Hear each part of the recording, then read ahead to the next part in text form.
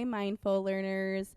Welcome back for B3. This one's going to be a little bit more challenging, so I am going to split it into two videos. We are going to be learning about respondent conditioning, operant conditioning. Today, we will only do respondent conditioning. When we identify conditioning, remember, it's the process of training. We are going to condition, we're getting ready so we can train, right? So when we think about respondent conditioning, we're thinking about a reflexive, something that our body just does for survival. We're going to, in a way, pair that with something and train it so then we can get that response to occur.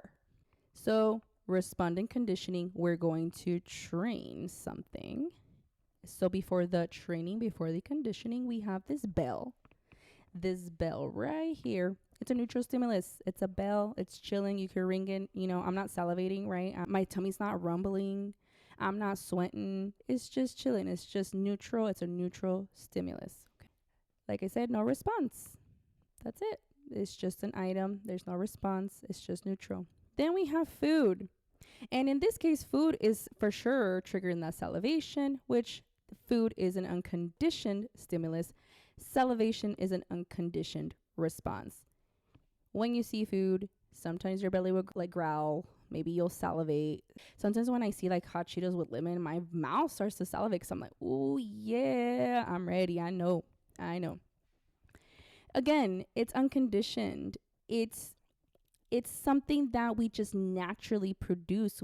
So that's why food is an unconditioned stimulus. Salivation is an unconditioned response in this scenario. Then we decided to do some training, right? During conditioning.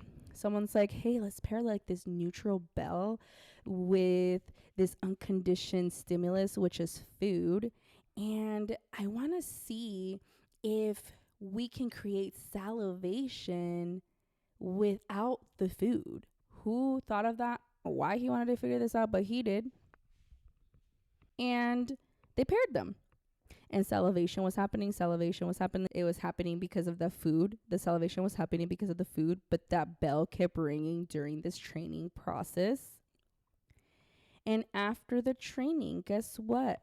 The bell became conditioned, a conditioned stimulus, because it started to create that salivation, which is a conditioned response now. We had to train the salivation to get triggered by this bell because it was only getting triggered by the food because, again, food is something that we need for survival. We have certain things in our body, certain reactions that we produce, that we do for survival. Those are things that are not learned. Those are things that just come natural. Our body did learn was that our bell is now triggering saliva.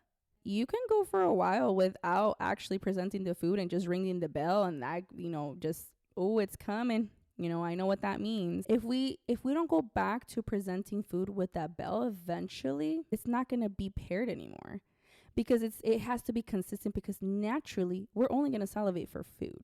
So it would have to be like a constant reminder for the body, like, hey, when I ring this bell, that means you know what's coming, because if we're not continuously doing that, our body's going to be like, it's only for food here. Now, when I hear the bell and there's no food presentation, eventually going to be like, hey, what happened before there was, right?